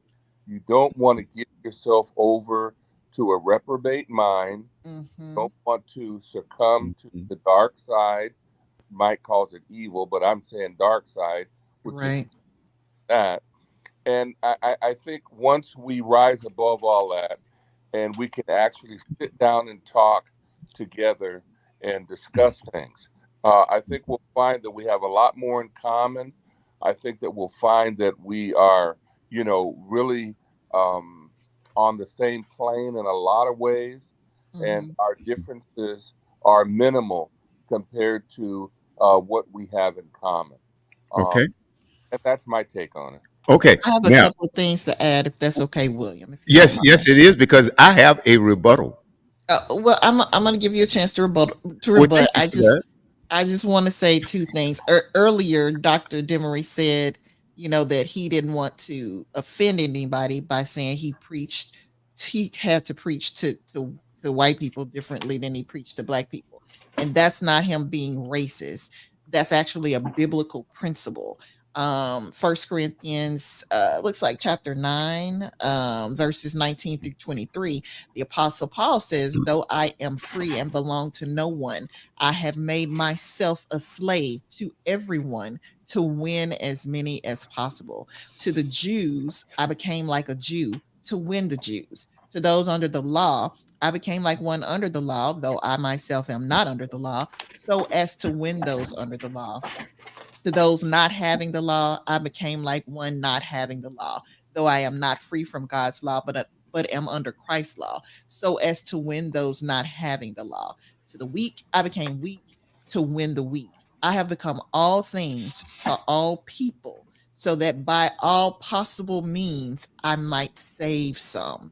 I do all this for the sake of the gospel, that I may share in its blessings. So I just want you to understand that it's not that he's saying black people can only understand the Bible one way and white people can only understand it a different way. What Reverend Demery and the Apostle Paul are teaching us is that there are people with different experiences.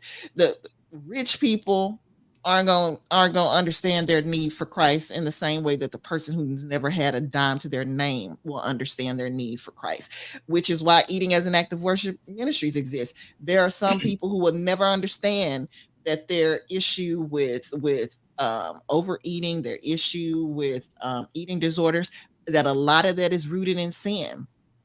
Yeah, it may be a medical disease now, termed as one, but that doesn't mean that that first bite that you took where you knew it was one too many, or the first time you threw up, you decided to throw up. That doesn't mean it didn't get rooted in a sinful desire or motivation. So, in order to reach all the people, you have to be able to reach them on the level that they are. And Mhm. white people and black people have different experiences. Mhm. Women and men have different experiences. I'm a black woman who's the CEO of Eating as an Act of Worship Ministries, because guess what? It's different being a black woman who's overweight than being a Caucasian woman who is overweight. My grandmother is who passed on is a prime example of that. I inherited an issue from her called postural orthostatic tachycardia syndrome, but she was never diagnosed with it because she was an overweight black woman who smoked. So all they saw was black woman overweight is hypertension, and we're not going to look any deeper than that, especially back in those days. But then here I come along, I've lost 100 pounds, and now my blood pressure is shooting through the roof. Never happened like that before, until I got pregnant or whatnot. And you're trying to tell me, oh, it's just hypertension. No, it's not. Because if anything, I should be coming off medication at this point, not going on it. So I had a leg to stand on. And of course, I had more room to fight because of what my grandmother and my great grandmother and my great great grandmother all went through before me. So I just want to make sure to clear that up for anybody who didn't understand where Reverend Demery was coming from, because it's a biblical principle. Right. Your blood pressure's up because you have two teenage boys. That's why your Well, blood no, if you had two I had teenage this. girls, your blood pressure would be way up. Oh my Well, goodness. Yeah, I understand. But let me just share with you. mhm, Um, I don't think Mike and I will be running for president or vice president. we know. So now, hold on 1 second. However, I'm gonna have to push way back on you and Dr. Demery Go because I'm ahead. gonna tell you why. You take Trump for instance, okay? Okay, and that I put aside anything he's done wrong or whatever it is. Mhm. Okay, was he qualified or is he qualified to run again? I would say absolutely not. He came in with no experience at all. He wasn't None. qualified the first Zero. time. Hold it. Zero. Okay. Biden has been, and a lot of people do not like Biden. Now there's some great things, and Biden also has a history because see, Biden helped Clarence Thomas get on the Supreme Court. I haven't Mhm. forgotten that. Mhm. And you guys know how I feel, what I feel about. Let's put it like this: Clarence Thomas, okay, Donald Trump, uh, Paul Manafort. I can put all of them in the same box. Okay. So, but what I'm saying is, I think again, you have to look at, and you cannot bypass. Does Does Trump have a financial back? Now, he was a real estate developer, but he's lost a whole ton of money. Well, six Mhm. bankruptcies, whatever it is, that's beside the point. But you can't say that he's a financial genius going into the White House. Mm-mm.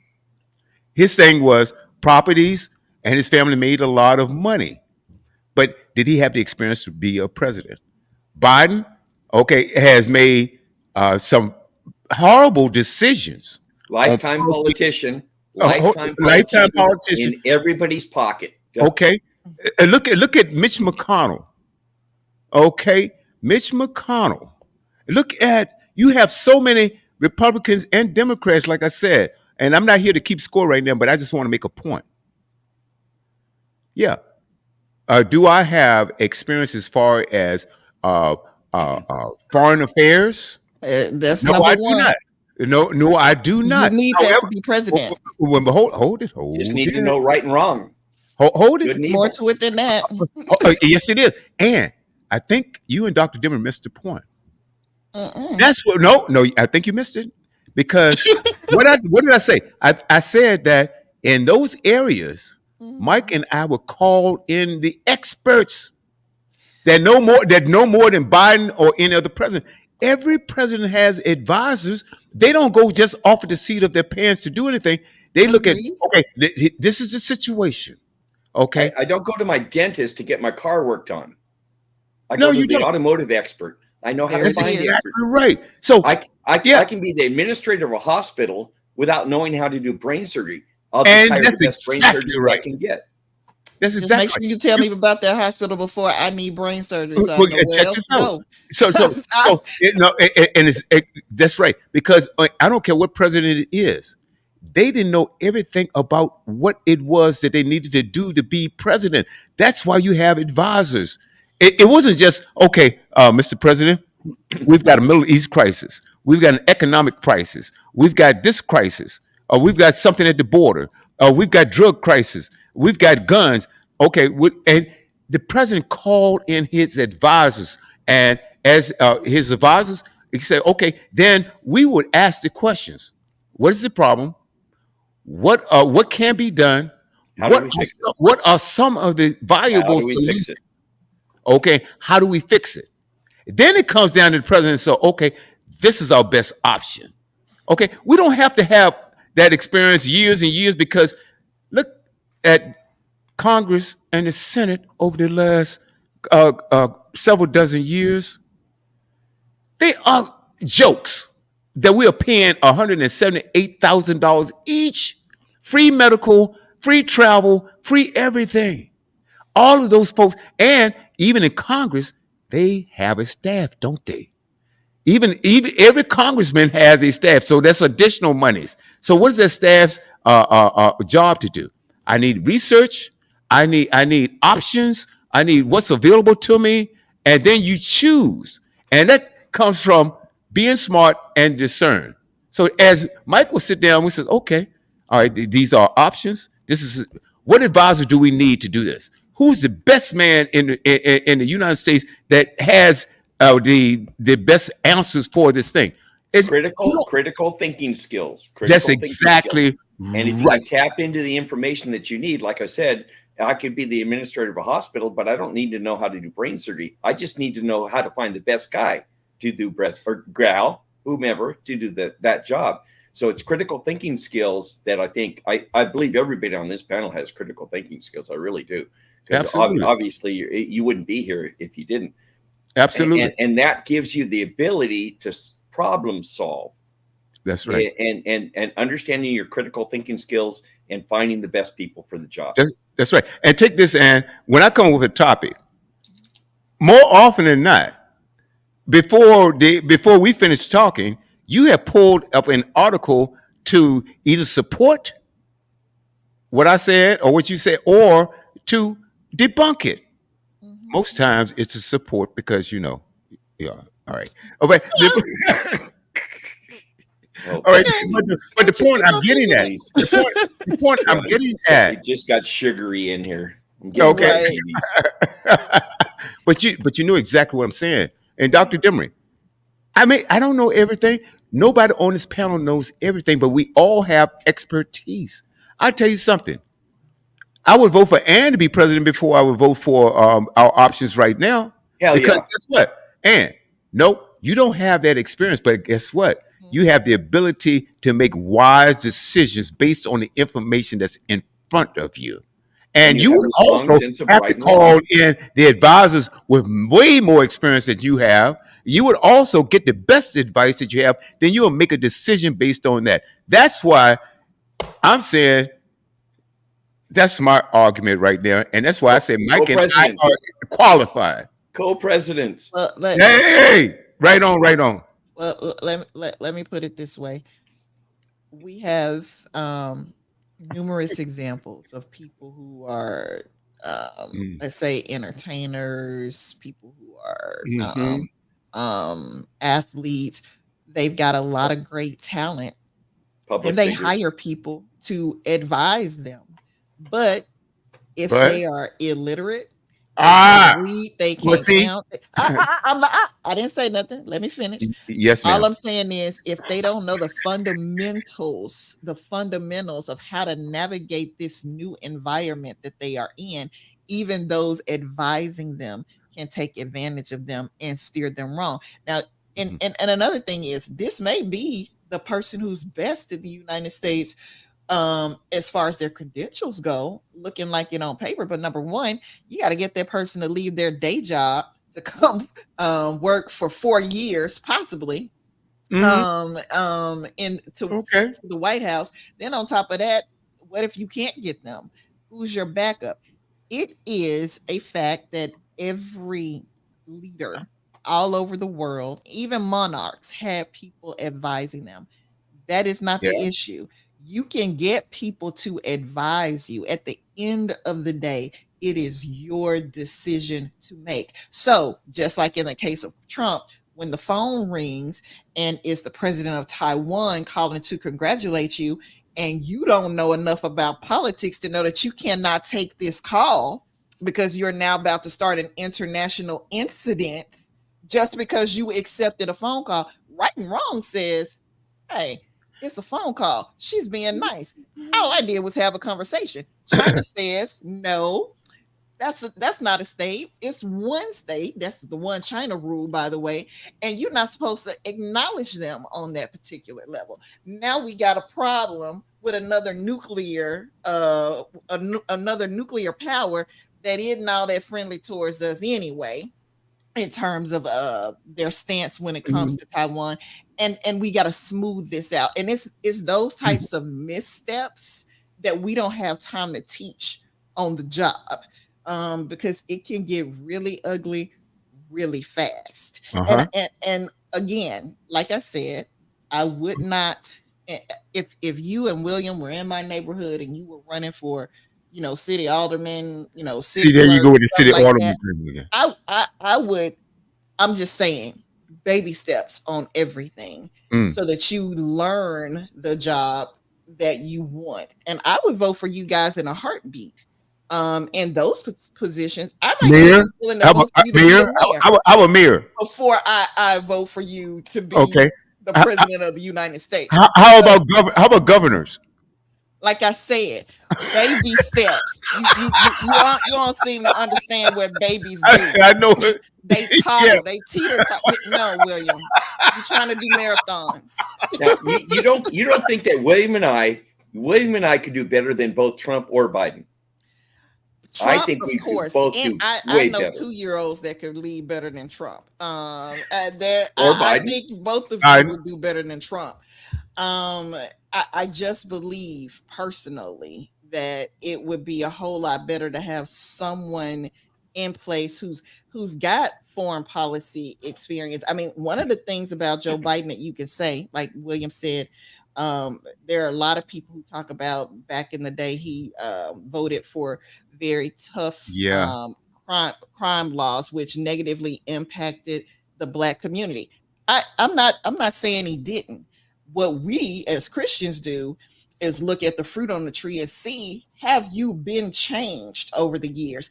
And his track record here lately, as he worked underneath the first black president, he had to go through some changes Yeah, because at he one is. I point he agree with was that. not vibing with President Obama, and President Obama kept him on a really short leash. But as vice president at the time, Biden matured and they grew closer and things changed. I think his mentality towards what he maybe had as a base understanding of racism, as he knew it, has probably evolved, because I don't think you would go from being bosom buddies with the first black president to then having a running mate as another African American candidate. I think that he has changed. The problem is you got a lot of other people who have not changed. They'll talk a good game, but when it comes to showing who they really are, you see the truth of the matter. We've seen that over and over again in the Republican Party. Now, don't get me wrong. That doesn't erase the fact that once upon a time you were this person, but every last one of us, has that, and such were some of you in their background. That's just We've the all way matured. human We've nature all is. matured Yep, along the way. we all Right, have. Now, right. what I'm saying, and I hear you loud and clear. And experience can go a long way. Hmm. My point is, I know myself and I know Mike just like I know the rest of you guys here, and I know that, and I believe everybody on this panel is smart enough to say, now you say, okay, you got the security advisor here. What if he doesn't want to leave? There are tons of people here, out here in this United States. You've got what, over 350 million people. You do. Now 170 some odd adults. You've got Mhm. some pretty brilliant people. That's true. And I know that me and Mike, it's kind of hard for someone to pull the wool over our eyes. Have I ever had the wool pull over my eyes? Yeah, Mhm. briefly, and but that goes along with maturity. Also, discernment. Like I said, I don't care whether it's Biden, Trump, or anybody else. Whatever they know, they don't know everything. Okay. Biden's been there for 50 years. I understand that he's done some good things. He's also, like I said earlier, okay, he's done some things that, like Clarence Thomas, again, to me, that's huge. Okay. Right, right, right. Okay. And when he just, what was it, Anita Hill, and he kind of sort of planted a little seed of doubt that, okay, he didn't believe her story, whatever the reason was. But the point that I'm getting at, Mike and I would sit down in the room and we would say, let me say, I would sit down there and I would look at my choice of advisors Mhm. and I would get the best information possible. Then I would fact check that information, then fact check the fact checker, okay, and sit down. What is the best option? And that has to do with any president or anybody that's in a position that they have to make a decision. Mhm. So no, I'm gonna have to push back again because also you have to look at our motivation. What would be my motivation there? My motivation would Oh. be to do exactly what I was elected to do. Oh, Mhm. not because some lobbyist, because and I hate this too. Nancy Pelosi, Liars, cheats, thieves, and whores. Nancy, and guess what? It's some reason why she gets some of the highest returns on her investments than anybody else. And then you can go down the list Mm, in Congress and see why they get the mm. highest return on individual. Now, to do that on individual stocks is look. You know my experience there. If you got inside information, which Congress is allowed to take advantage of, which is a shame. That one of us do this, we would go to prison. Mm. That's a fact. That is a fact. And you've got these politicians, they are making 60, 50, 40% return on an investment. Now, but what happens? All right. And this is where most of us get tricked. They bought it up and made their money before we even have a whiff on it. And people jump in on this when the stock is already high. Well, hell, shucks, the profit has already been No, I'm made. changing now. Just out. Okay, well, hell, the profit has already been made. Mhm. Mhm. You have to understand that it's called insider trading, which is a crime. Mhm. If I were convicted of insider trading, it would cost me $1 million and lose my license for 10 years. Yeah, Mm. and how many people at this point have gone to jail for this? I know Mm. Dr. Demery has something to say. If I could jump in real quick, I want to give Oh him. man, yeah, we've had about. I tell you what, we're gonna take another 7 minutes. Okay. Okay, so I want to go back to something we were talking about responsibility and people not willing to get involved. And one of the first times I was deployed out of the Fontana station, I went to an adjoining city, which was under San Maria County Sheriff's Department. It's called Bloomington. Mhm. It's not a very affluent area. Okay. Mm. And I went to a shooting out there. I was riding shotgun with my FTO, my field training officer, and we squirreled out of the parking lot. And 6 of us went down there in different vehicles, and it was summertime. Well, summertime in San Bernardino County, it's hot. And Mhm. people that don't have a lot of money, they can't afford air conditioning. So everyone would sit outside. They'd all sit outside on their porch and have their tea and whatever else they were doing. 3 people were shot that day. One guy looked like a bowling ball. He had 3 shots Wow. in his forehead. I Wow. mean, it looked just like a bowling ball. a little 10-year-old girl was creased in her buttocks with a Mm. round, and of course, she was fine. And another guy, I think, was shot in the chest. So 3 people were shot. Everyone in the neighborhood in the afternoon is out there on their porch. Guess who saw stuff? Nobody. Nobody. Nobody saw. Nobody saw Dan. Oh no, we don't know. Wow. So that's my comment on that. I got one other comment.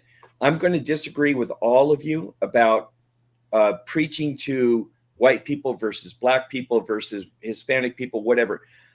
You have, as a DJ and as a karaoke guy, I have to know my audience. Mm-hmm. So it's not a black or white thing. I have to know the audience.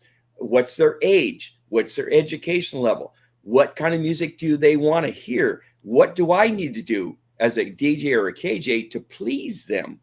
Mm-hmm. So I think it's more of a know your audience thing than necessarily black or white, because in every level of color, there's different levels of education and knowledge and ability. So that's all I got to say. Hey, Mike, you just agree with them. Yeah. Well, we have to. I disagree. Playing music. Yeah, It's an audience thing. It's not a Guess color what? thing. It's Mike. a lot different than presenting the parousia. That's all I can say. I mean, No. there's no comparison. You know what? Let me just say something with you. That's why I would make a great president or vice president. Because guess what, Mike? You just proved their point. You know your audience. Your audience. And that it's not about knowing your audience. What is it in Dr. Demery? It's about understanding the process behind how people think. Playing music, and don't take this the wrong way, Mike. Playing music as a DJ is a lot different than preaching the word. Amen. No comparison. Mike, I don't agree. I mean, I'm not being arrogant when I say that. But there's no comparison. Hey, Dr. Demery, I'm going to have to push back. I disagree. So you're saying playing music is equal to preaching the word? Hold it. It's know your audience. Hold it. Not on the level of importance, but knowing your audience is knowing your audience, whether you're preaching, whether you're singing, whether you're playing music, whatever you're doing, knowing your audience. I mean, that is simple. Okay, yeah. Now, please hear me out. I'm going to take and guess what? Just realize we're all saying the same thing, because if you're a preacher, like you said, Dr. Demery, if you're preaching to a black person, you may be preaching and you may have to preach differently to a white person. If Mike is playing music and he's playing to a black audience or he's playing to a white audience, he's got to know his audience. It's the same thing. No, now, I'm not saying it's on the level of importance. Fancy, that's different than touching someone's soul. You can't tell me that there's an equal parallel there. No way. No way possible. Ifs, ands, or buts about it. Well, Dr. real quick. Tickling someone's fancy by playing a love song or playing some song that warms their heart. Ooh, this is good. It's different than transforming someone's soul. Did you? Well, aren't we dealing with emotions? On every level, aren't we dealing with emotions? Dr. Demery, I didn't say saving somebody's soul. Yes, I understand. We're talking about levels of importance. I think the soul, yes, I think that's vitally important. But what I'm saying is, if you are preaching or you're performing, okay, you have to know your audience. But Dr. Demery, when I walked into your church on Easter, did you preach any different? Because I was there. A predominantly black congregation. But did you preach any different because I walked in the room? I don't think you did. I don't think you did. I think you were straight up. Our sister church, Redlands UCC, I cannot preach the same way there as I do at my church. And that's an all-white congregation. I cannot preach the same way. There's no way I can preach the same way and touch them the same way that I touch people at my church. I think everything that I heard that day would have applied equally to a white congregation or a black congregation, because what you were saying was true and right and pure. and it wasn't. And I don't think because I was there or not there, I don't think it would have been any different. So Right. Right. Can Well, I I think can I if just you go back and listen to what Ann was saying about what Paul was talking about, I mean that pretty much says it right there. Yeah. Go Well, ahead, yeah. Ann. Yeah. And got something to say real quick. But what I'm saying is, you guys are saying the same thing. You know your audience, but like Mike was saying, and I have to agree, Dr. Demery, the way you preach in your church, I would think there would be a receptive in a white church universal, too. universal. Universal. I mean, I didn't see any difference. I mean, there. Okay, so Ann, your point. okay, on the one hand, when Reverend Demery goes to a church and he sees a predominantly white congregation versus a Mhm. predominantly black congregation, automatically, in order to comply with what Paul says, you have to be everything to every man. It's going to be number one, a Mhm. different mindset. But the most important thing and the difference between any other profession and being a preacher, a minister of the gospel, is the reliance on the Holy Spirit Mhm. in order to reach the Spirit, which is the thing that the Lord made and gave to all of us and gives us life. And that's the part of you that is filled with love, because the Spirit is love and God, we're made in His image. So that part of us is 100% love. So, how do you reach the innate love that's giving this person life through the gospel of Jesus Christ? And the reason why this is important is because we know that in this country people automatically have certain biases. It's not that Reverend Demery is biased towards white people necessarily. It could be there's some people in the audience who are white looking at him like, oh, I'm not going to accept anything that he says simply because of what he looks like. It just like he was saying, he could find common ground with Trump, and I was making jokes, of course. He's trying to get you to understand that because Trump is another human being, on Mm. some level, he should be able to reach that spark of light that's in him. It may not be as bright as Mike's or William or anybody else's, but it's there because he is alive. That spark of light that is the life that Jesus gave us as spirit and 100% love.